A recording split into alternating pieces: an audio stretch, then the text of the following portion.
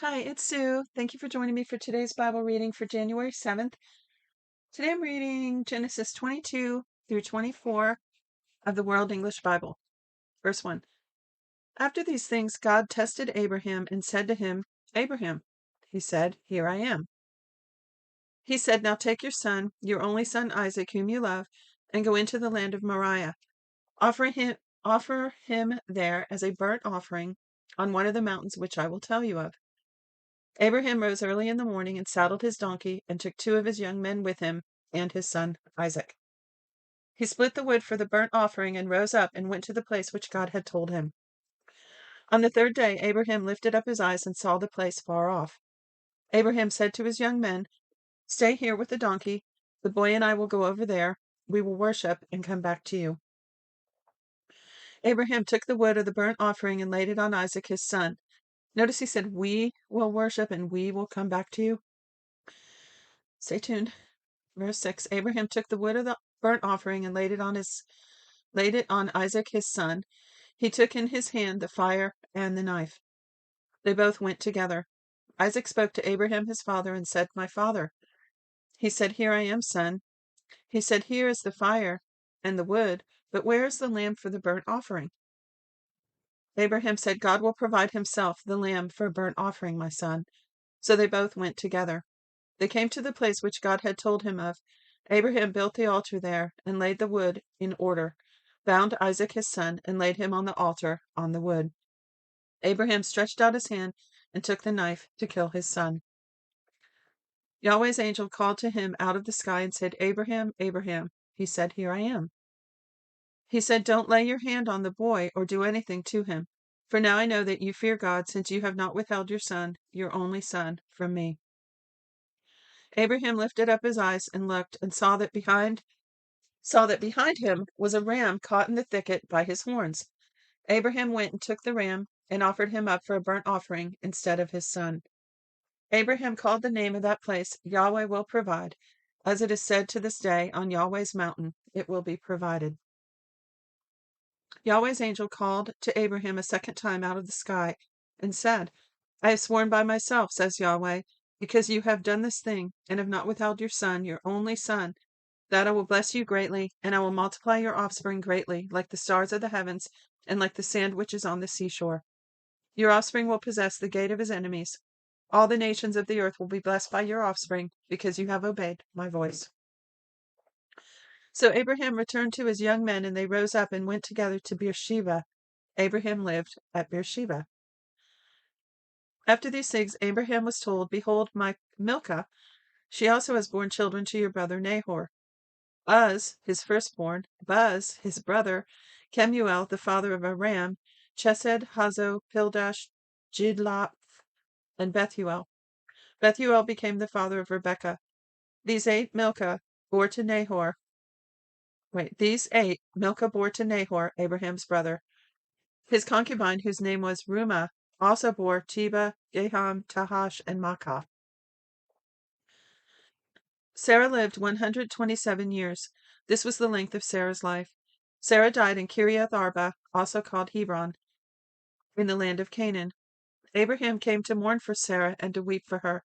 Abraham rose up before his dead and spoke to the children of Heth, saying, I am a stranger and a foreigner living among you. Give me a possession of a burying place with you, that I may bury my dead out of my sight. The children of Heth, hold on a minute, I'm sorry. The children of Heth answered Abraham, saying to him, Hear us, my lord. You are a prince of God among us. Bury your dead in the best of our tombs. None of us will withhold from you his tomb. Bury your dead. Abraham rose up and bowed himself to the people of the land, to the children of Heth.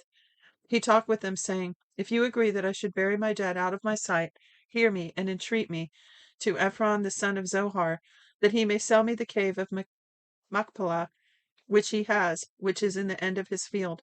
For the full price let him sell it to me among you as a possession for a burial place. Now Ephron was sitting in the middle of the children of Heth.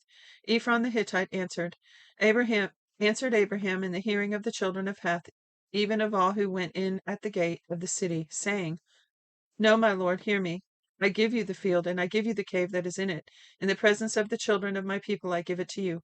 Bury your dead." Abraham bowed himself down before the people of the land. He spoke to Ephron in the audience of the people of the land, saying, "But if you will, please hear me. I will give the price of the field. Take it from me, and I will bury my dead there." Ephron answered Abraham, saying to him, "My lord, listen to me. What is a piece of land worth? 400 shekels of silver between me and you. Therefore bury your dead." Abraham listened to Ephron. Abraham weighed to Ephron the silver which he had named in the hearing of the children of Heth, 400 shekels of silver, according to the current merchant's standard. So the field of Ephron, which was in Machpelah, which was before Mamre, the field, the cave which was in it, and all the trees that were in the field, that were in all of its borders, were deeded to Abraham for a possession in the presence of the children of Heth, before all who went in at the gate of his city. After this, Abraham buried Sarah his wife in the cave of the field of Machpelah before Mamre, that is, Hebron, in the land of Canaan. The field and the cave that is in it were deeded to Abraham by the children of Heth as a possession for a burial place. Abraham was old and well advanced in age. Yahweh had blessed Abraham in all things. Abraham said to his servant, the elder of the house, who ruled over all that he had, "Please put your hand under my thigh. I will make you swear by Yahweh, the God of heaven and the God of the earth, that you shall not take a wife for my son of the daughters of the Canaanites among whom I live, but you shall go to my country, to my relatives, and take a wife for my son Isaac." The servant said to him, "What if the woman isn't willing to follow me to this land? Must I bring your son again to the land you came from?" Abraham said to him, "Beware that you don't bring my son there again.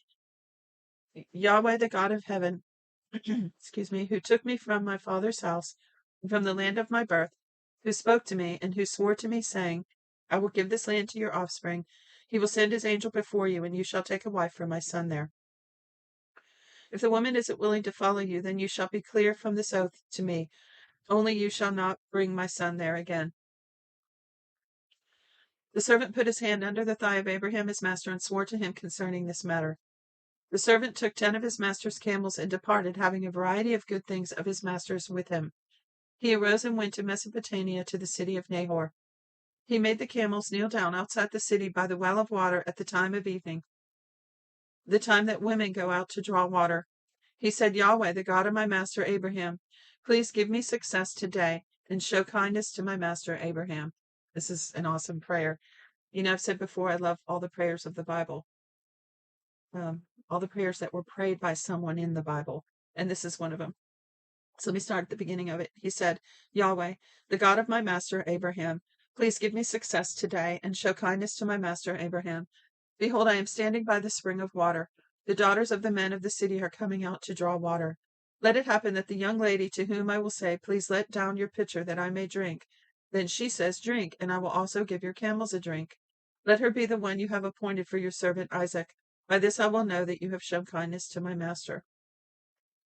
That's such an awesome prayer. For one thing, it's going to make his life so much easier. He's like, "God, just show me which one it is." I mean, how else was he going to figure it out? You know, I guess he could have well, he didn't even have Isaac with him to pick somebody out. So it's funny. Verse 18. Um, oh, wait, let me back up. Before he finished speaking, behold, Rebekah came out, who was born to Bethuel, the son of Milcah, the wife of Nahor, Abraham's brother, with her pitcher on her shoulder. The young lady was very beautiful to look at, a virgin. No man had known her. She went down to the spring, filled her pitcher, and came up. The servant ran to meet her and said, "Please, give me a drink, a little water from your pitcher." The other thing that catches my eye from this is that this servant was so honorable toward his master. You can tell by the way he obeyed, by his prayer, how he asked for God to show kindness to his master. And then I think it's interesting that when he prayed that prayer, Rebecca came out before he even finished speaking. So it's almost like the Lord put that image in him to pray. You know, like it was a word of knowledge that he saw it, he envisioned it happening right before it happened. And that was God's way of giving him a confirmation ahead of time, you know. All right, just some food for thought there. So he said to her, "Please give me a drink, a little water from your pitcher." She said, "Drink, my lord." She hurried and let down her pitcher on her hand and gave him a drink. When she had finished giving him a drink, she said, I will also draw for your camels until they have finished drinking. She hurried and emptied her pitcher into the trough and ran again to the well to draw, and drew for all his camels. The man looked steadfastly at her, remaining silent, to know whether Yahweh had made his journey prosperous or not. As the camels had done drinking, the man took a golden ring of half a shekel weight and 2 bracelets for her hands of 10 shekels weight of gold, and said, Whose daughter are you? Please tell me, is there room in your father's house for us to stay? She said to him, I am the daughter of Bethuel, son of Milcah, whom she bore to Nahor. She said moreover to him, We have both straw and feed enough and room to lodge in. The man bowed his head and worshipped Yahweh. He said, Blessed be Yahweh, the God of my master Abraham, who has not forsaken his loving kindness and his truth toward my master.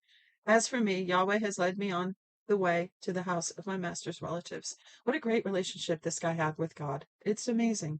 He's so tender toward him, and he just seems so grateful and faith-filled and honorable, and he is a servant, which in reality, in most of the world's history, if you weren't a leader, you were going to come into someone's household to serve them, and that wasn't always a bad thing. They're taking care of you. You're under their protection and leadership and covering. Verse 28, the young lady ran and told her mother's house about these words. Rebekah had a brother, and his name was Laban. Laban ran out to the man to the spring. When he saw the ring and the bracelets on his sister's hands, and when he heard the words of Rebekah his sister, saying, This is what the man said to me, he came to the man. Behold, he was standing by the camels at the spring. He said, Come in, you blessed of Yahweh. Why do you stand outside? For I have prepared the house and a room for the camels. The man came into the house, and he unloaded the camels. He gave straw and feed for the camels, and water to wash his feet and the feet of the men who were with him. Food was set before him to eat, but he said, I will not eat until I have told my message. Laban said, Speak on. He said, I am Abraham's servant. Yahweh has blessed my master greatly. He has become great. Yahweh has given him flocks and herds, silver and gold, male servants and female servants, and camels and donkeys. Sarah, my master's wife, bore a son to my master when she was old. He has given all that he has to him. My master made me swear, saying, You shall not take a wife for my son from the daughters of the Canaanites, in whose land I live, but you shall go to my father's house and to my relatives, and take a wife for my son. I asked my master, What if the woman will not follow me? He said to me, Yahweh before whom I walk will send an angel with you and prosper your way. You shall take a wife for my son from my relatives and of my father's house. Then you will be clear from my oath when you come to my relatives. If they don't give her to you, you shall be clear from my oath. I came today to the spring and said, Yahweh, the God of my master Abraham, if now you do prosper my way which I go, behold, I am standing by the spring of water. Let it happen that the maiden who comes out to draw, to whom I will say, Please give me a little water from your pitcher to drink, then she tells me, Drink, and I will also draw for your camels. Let her be the woman whom Yahweh has appointed for my master's son. Before I had finished speaking in my heart, behold, Rebekah came out with her pitcher on her shoulder. She went down to the spring and drew. I said to her, Please let me drink. She hurried and let down her pitcher from her shoulder and said, Drink, and I will also give your camels a drink. So I drank, and she also gave the camels a drink. I asked her and said, Whose daughter are you? She said, The daughter of Bethuel, Nahor's son, whom Milcah bore to him. I put the ring on her nose and the bracelets on her hands. I bowed my head and worshipped Yahweh and blessed Yahweh, the God of my master Abraham, who had led me in the right way to take my master's brother's daughter for his son. Now, if you will deal kindly and truly with my master, tell me. If not, tell me, that I may turn to the right hand or to the left. Then Laban and Bethuel answered, The thing proceeds from Yahweh. We can't speak to your bad or good. Behold, Rebekah is before you. Take her and go, and let her be your master's son's wife, as Yahweh has spoken. So I love that. He gave his testimony, exactly what God did, told them. They had faith that it was truly God. They could see it. They could see God's hand moving in the situation. Amazing. I'm sure they were all strengthened and encouraged and filled with joy. And, that great joy I've talked about so much, when we obey God and things are put in his order, there comes with it a great joy, hope and great joy. And that's what they all had at that moment. She had hope and joy because she was getting this, she was getting a husband, and a new lease on life, something to look forward to. The servant had hope and great joy because he had fulfilled his mission. And the family had, you know, I'm sure they were very happy that Rebecca found a husband. They had a reconnection with family, and they were getting the gifts that Abraham was bestowing on them. So everything was changing for the better according to God's will. Hence the hope and great joy. Verse 52. When Abraham's servant heard their words, he bowed himself down to the earth to Yahweh. The servant brought out jewels of silver, jewels of gold, and clothing, and gave them to Rebekah. He also gave precious things to her brother and her mother. They ate and drank, he and the men who were with him, and stayed all night. They rose up in the morning and said, "Send me away to my master." Her brother and her mother said, "Let the young lady stay with us a few days, at least 10. After that she will go." He said to them, "Don't hinder me, since Yahweh has prospered my way. Send me away that I may go to my master." They said, "We will call the young lady and ask her." They called Rebekah and said to her, "Will you go with this man?" She said, "I will go." They sent away Rebekah, their sister, with her nurse, Abraham's servant, and his men.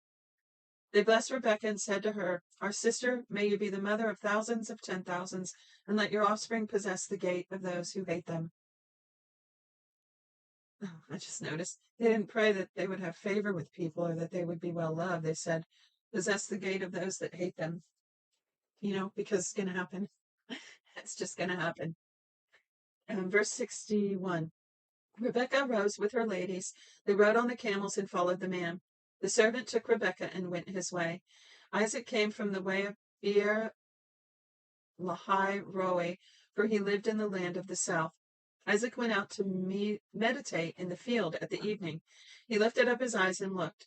Behold, there were camels coming. Rebekah lifted up her eyes, and when she saw Isaac, she got off of the camel. She said to the servant, "Who's the man who's walking in the field to meet us?" The servant said, "That is my master." She took her veil and covered herself. The servant told Isaac all the things that he had done. Isaac brought her into his mother Sarah's tent and took Rebekah, and she became his wife. He loved her, so Isaac was comforted after his mother's death.